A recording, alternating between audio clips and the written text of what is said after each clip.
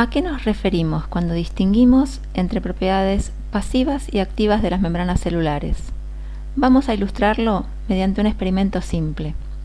En este experimento se registra el potencial de membrana de una neurona con un electrodo y se agrega un segundo electrodo que está conectado a un generador de corriente eléctrica, mediante el cual se pueden inyectar cargas negativas o positivas al interior celular, a gusto del experimentador, manipulando así la cantidad de carga a un lado y a otro de la membrana.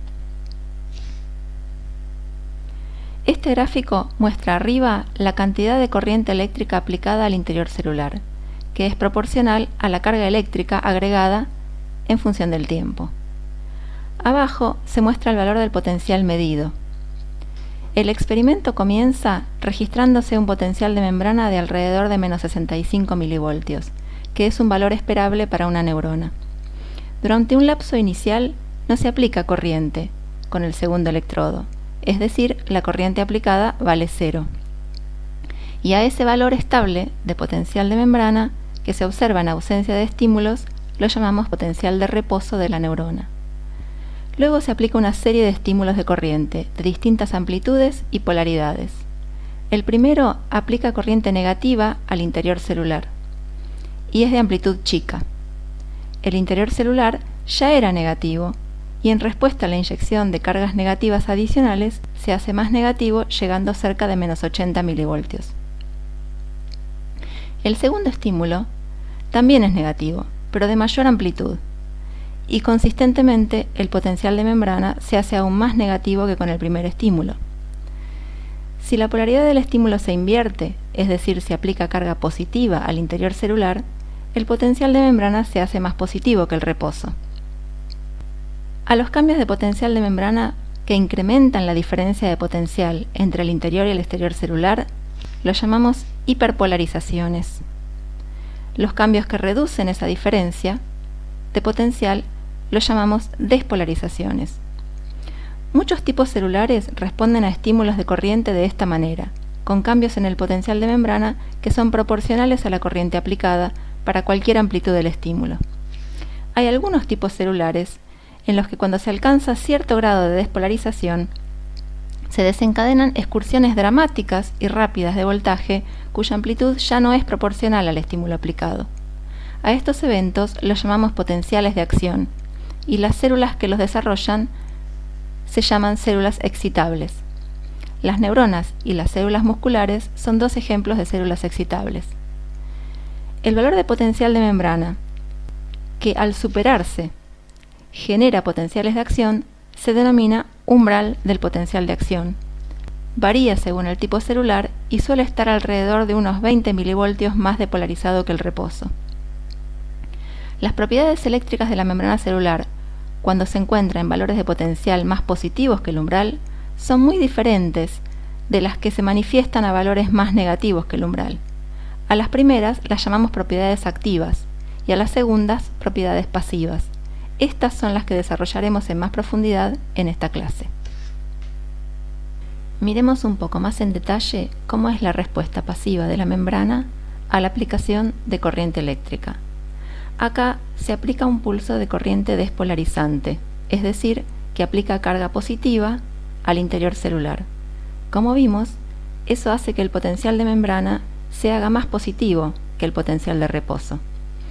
Llama la atención que si bien el pulso de corriente pasa de valor 0 a un valor positivo de manera instantánea, al potencial de membrana le lleva un tiempo cambiar hasta el nuevo valor despolarizado. ¿Por qué ocurre esto? Recordemos cómo se obtienen estos registros de corriente y potencial en función del tiempo. Se registra con un par de electrodos la diferencia de potencial entre el interior y el exterior celular, y mediante otro par de electrodos se aplica corriente, que la denotamos con la letra I. Recordemos dos conceptos de física básica. Uno es que el sentido de la corriente eléctrica se define como aquel que siguen las partículas cargadas positivamente. El otro es que para que fluya corriente eléctrica debe existir un circuito cerrado que pueda conducirla. Veamos cuáles son los caminos por los que puede circular la corriente en nuestro ejemplo. Por un lado, las cargas positivas salen del generador de corriente por el electrodo que está en el interior celular y se acumulan en la membrana, haciendo más positiva la diferencia de potencial entre el interior y el exterior celular. Este circuito se cierra cuando cargas positivas del exterior celular son repelidas e impulsadas hacia un segundo electrodo que se encuentra en el medio externo. Este camino no implica un pasaje real de partículas cargadas a través de la membrana, sino una redistribución de cargas. Al mismo tiempo, las cargas positivas del interior celular pueden seguir un segundo camino hacia el electrodo externo, pasando por canales proteicos de la membrana celular. La redistribución de cargas a ambos lados de la membrana lleva un pequeño tiempo, y por eso no se ve de inmediato su efecto sobre el potencial. Una vez que la redistribución ocurrió, el potencial se mantiene estable con las nuevas condiciones. En las próximas diapositivas veremos de qué depende ese nuevo estado estable y de qué depende el retardo de la redistribución de cargas. ¿De qué depende la magnitud del cambio de potencial de membrana ante un estímulo de corriente? En este ejemplo se muestran los cambios de potencial de membrana ante una serie de estímulos. Resulta evidente que el potencial alcanzado es proporcional a la magnitud de la corriente aplicada. Si graficamos los potenciales alcanzados en función de las amplitudes de los estímulos de corriente, obtenemos una recta. Cuando la corriente aplicada es 0, el valor de potencial de membrana observado corresponde al potencial de reposo. La pendiente de esta recta es la constante de proporcionalidad entre el potencial alcanzado y la corriente aplicada y se denomina resistencia de la membrana. Esta relación de proporcionalidad se conoce como ley de Ohm. La resistencia es una de las propiedades pasivas de la membrana. ¿Qué implica que sea mayor o menor? Volvamos al esquema que nos indica los posibles caminos que puede seguir la corriente que se aplica al interior celular. En el ejemplo de la izquierda, un estímulo de corriente provoca un cambio de potencial de membrana menor que en el caso de la derecha, a pesar de que la magnitud del estímulo es la misma. Esto significa que la resistencia de la membrana al paso de corriente del lado izquierdo es menor. En nuestro gráfico, esto se vería como una recta menos empinada. Esto quiere decir que las cargas aplicadas tendieron a fluir más hacia el exterior celular en la membrana de baja resistencia, en comparación con la de alta resistencia. Si las cargas fluyen más hacia el exterior, aportan menos a su acumulación en la membrana en el caso izquierdo, y por ende el cambio de potencial es menor. Mayor resistencia implica mayor dificultad para el flujo iónico a través de la membrana y mayor acumulación de carga en la membrana. La mayor resistencia de una membrana se puede explicar por una menor cantidad de canales iónicos por los que puede fluir la corriente, por ejemplo, porque la densidad de esos canales en la membrana es menor, o porque la célula es más chica y tiene menor superficie de membrana. La ley de Ohm se puede expresar en función de la conductancia de la membrana, que es la inversa de la resistencia, quedando esta expresión, que al igual que la expresión anterior, establece una relación de proporcionalidad entre la corriente que fluye a través de la membrana y el cambio de potencial asociado. La constante de proporcionalidad es la conductancia, que refleja globalmente las vías disponibles para el flujo de corriente a través de la membrana. Esta expresión, al igual que la anterior, se refiere a la corriente total, sin distinguir cuáles son los iones que portan la corriente. Pero puede redefinirse para iones individuales, como está hecho aquí para el potasio. En este caso la corriente es la corriente exclusivamente de potasio, y la diferencia de potencial que impulsa esa corriente está expresada como la diferencia entre el potencial de membrana celular y el potencial de equilibrio del ion. Si estos dos potenciales son iguales, es decir, si el potencial de membrana fuera igual al potencial de equilibrio del potasio, la corriente neta valdría 0. Veamos gráficamente qué significa. En este gráfico tenemos representada la corriente de potasio en función del potencial de membrana, que fue modificado artificialmente. Como graficamos corriente en función del voltaje, la pendiente de este gráfico es la conductancia de potasio para la membrana en cuestión. Notemos que cuando el potencial de membrana es igual al potencial de equilibrio, o potencial de Nernst para el potasio, la corriente de potasio vale 0, lo cual es esperable para un ion en su potencial de equilibrio. La corriente va a ser distinta de 0 cuando el potencial de membrana se aleje del potencial de equilibrio. Si el potencial de membrana es mayor que el potencial de equilibrio, es decir, más positivo, no será suficiente para retener al potasio más concentrado en el interior celular y el potasio fluirá hacia el exterior. En este caso, la corriente es positiva o saliente. Si el potencial de membrana es menor que el potencial de equilibrio, es decir, más negativo, atraerá aún más al potasio hacia el interior celular. En este caso, la corriente es negativa o entrante. Vale mencionar que si estuviésemos analizando un caso distinto, en el que se observase que iones cloruro salen de la célula, estaríamos también frente a una corriente negativa o entrante, porque equivaldría a un ingreso de cationes a la célula.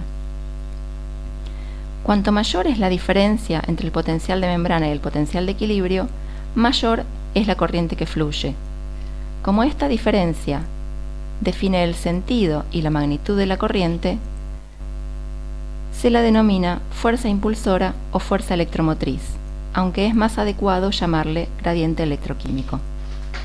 Habíamos notado que en respuesta a un pulso de corriente de inicio instantáneo, el potencial cambia pero más lento y se va aproximando asintóticamente a un valor estacionario siguiendo un curso exponencial. Algunas membranas son más lentas que otras en cambiar.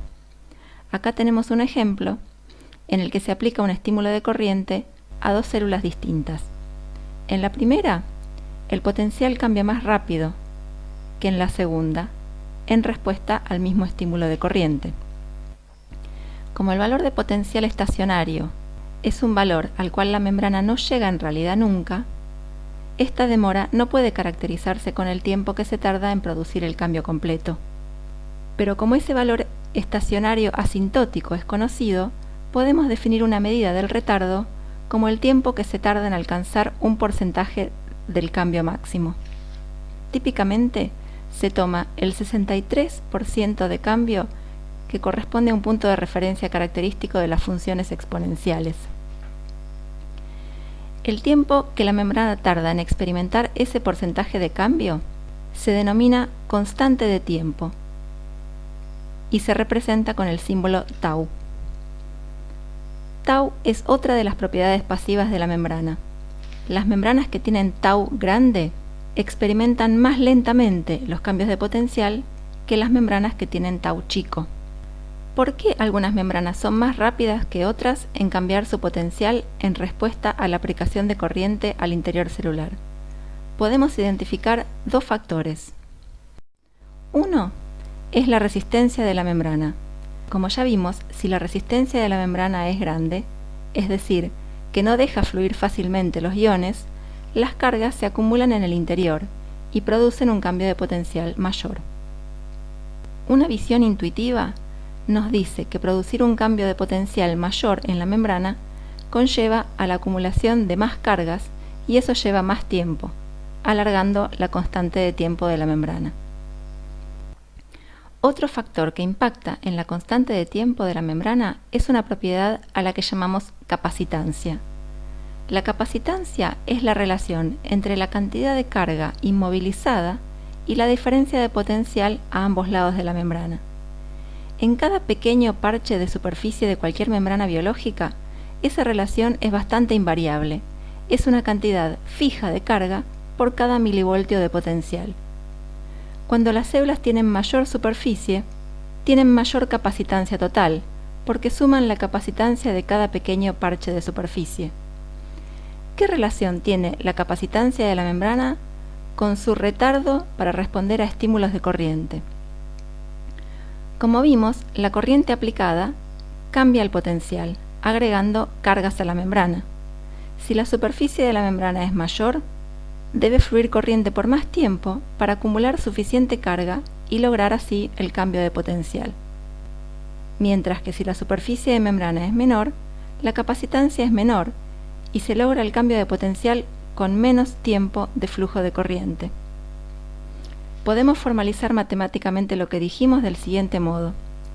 La constante de tiempo de la membrana tau es directamente proporcional a la resistencia y a la capacitancia de esa membrana.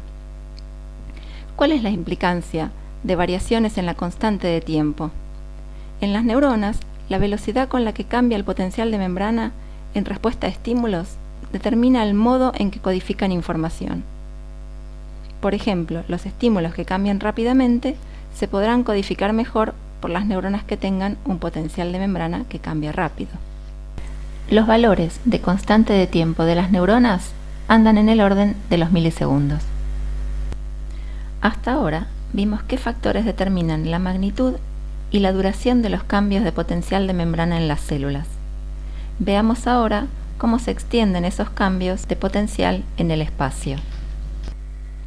Las neuronas no son esferas y los cambios de potencial de membrana que se producen por estímulos de corriente en alguna parte de sus arborizaciones se pueden propagar a otras partes. Este esquema representa un experimento en el que se aplica un estímulo de corriente a una proyección celular, por ejemplo, una porción de una dendrita en un sitio particular. Y se registra el cambio de potencial en ese sitio y en otros sitios a cada vez mayor distancia del sitio estimulado. En el sitio de estimulación vemos una respuesta similar a las que vimos en los ejemplos anteriores. Ante la aplicación de corriente despolarizante, se ve que el potencial de membrana se hace más positivo y la respuesta tiene un retardo. A distancias cada vez mayores, se observa que el cambio de potencial es cada vez de menor amplitud, indicando que el estímulo de corriente es menos efectivo para cambiar el potencial de membrana en lugares alejados del sitio estimulado. Esto se debe a que, para que la corriente pueda cambiar el potencial en un lugar alejado, debe llegar corriente hasta ese punto. La carga eléctrica, además de fluir por el interior de la proyección neuronal hasta puntos lejanos, puede seguir los dos caminos que vimos en cada parche de membrana: acumularse en la membrana y fluir al exterior. Eso hace que la carga se pierda en el trayecto y alcance para producir cambios de potencial apreciables solo hasta cierta distancia. ¿Cuál es esta distancia? Si graficamos la amplitud del cambio de potencial en función de la distancia al lugar de origen de ese cambio, veremos que decae exponencialmente. De manera parecida a como caracterizamos los cambios exponenciales del potencial en función del tiempo, podemos tomar como distancia característica de este fenómeno a aquella a la cual se produce un 63% del decaimiento. A esa distancia la llamaremos constante de longitud. Se simboliza con la letra lambda y es otra de las propiedades pasivas de la membrana. La constante de longitud refleja qué tan lejos puede propagarse un cambio de potencial desde su lugar de origen mediante mecanismos pasivos, es decir, aquellos que operan en rangos de potencial de membrana que son más negativos que el umbral del potencial de acción.